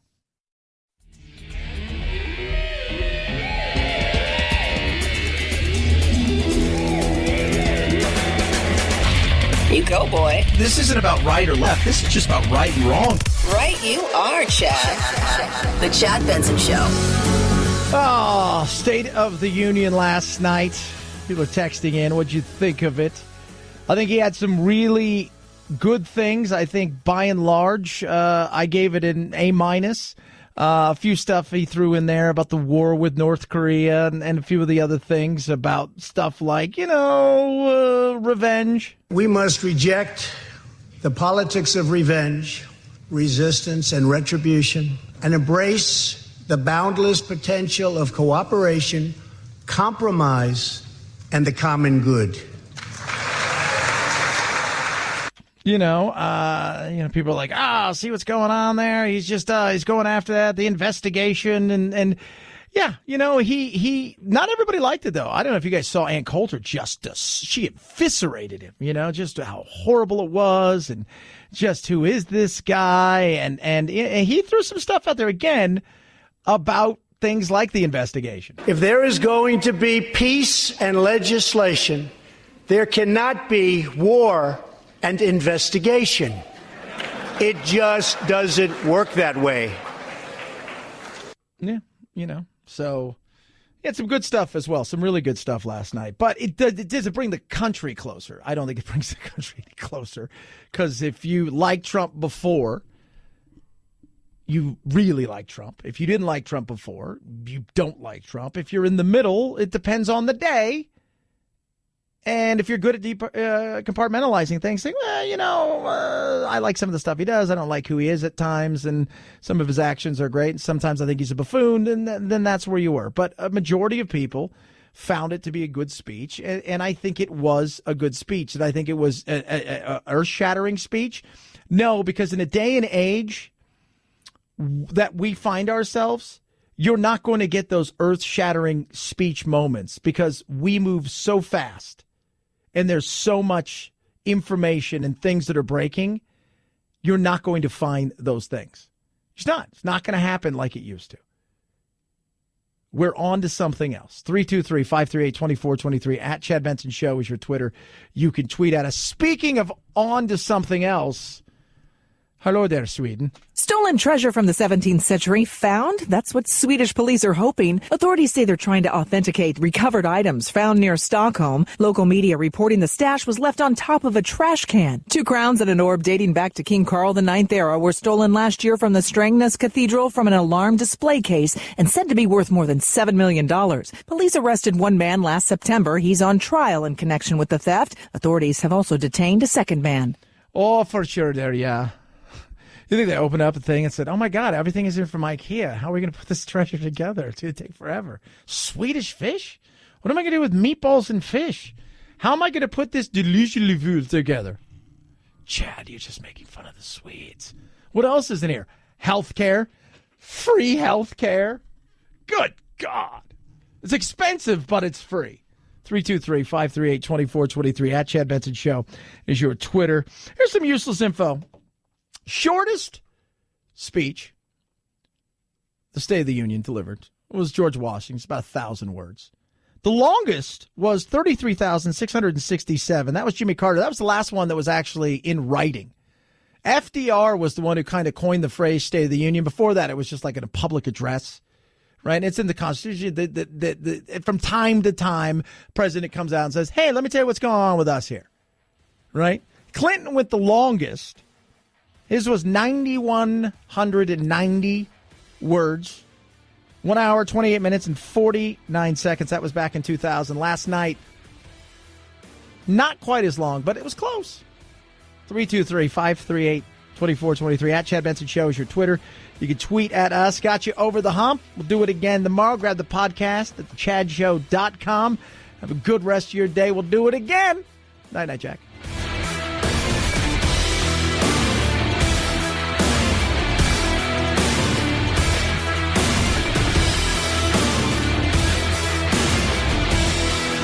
This is the Chad Benson Show.